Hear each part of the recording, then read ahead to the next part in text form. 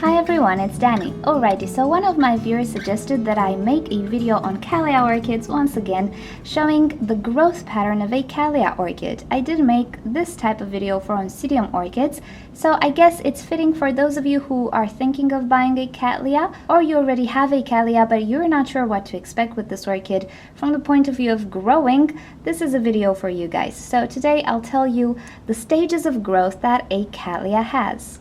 So when you first purchase your Cattleya orchid, it will most probably look like this. There will be the main plant and a flower spike to go with it. Now your Cattleya will most probably stay in bloom for a few more weeks, and at some point it will start to lose its flowers.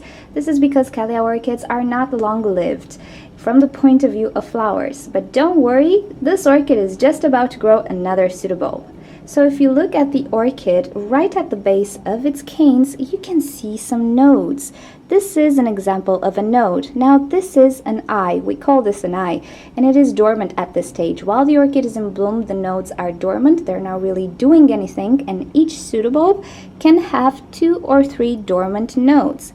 Now when this orchid will be done blooming, this node will start to develop, will start to swell, and will start to grow. This node will actually turn out to be a new pseudobulb, which will bloom with good care.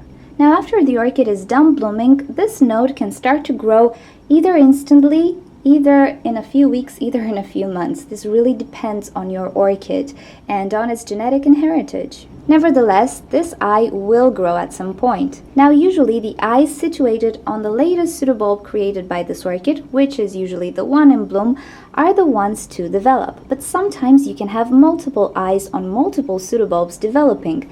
Again, this only depends on the orchid. Okay, this is a Cattleya orchid which is a little bit more advanced than the previous one that I showed you. As you can see, it does not have any blooms. But if you can notice here, the node or the eye that I showed you previously has already started to grow on this orchid. As you can see, it's already starting to take a shape. At first, it will not have any leaves or anything of the sorts. It will develop sheaths, actually, from which the leaves will develop. But at this point, it just looks like a little nubbin, and you're not sure exactly what it is. So let's take a look at another Cattleya and see what this will grow into. Okay, so here is a Cattleya orchid at a different stage of growth.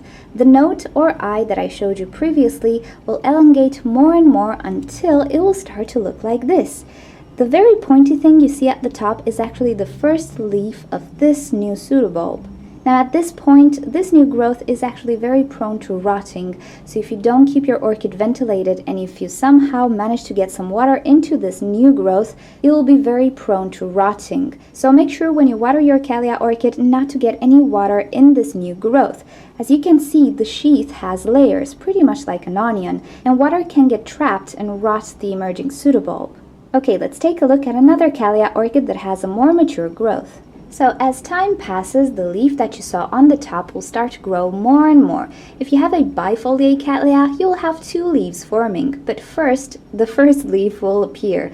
And after some time, let's say a few months, depending on your Cattleya, your new growth should start to look like this. At this point, it is really starting to resemble the mother plant. Okay, let's take a look at another orchid.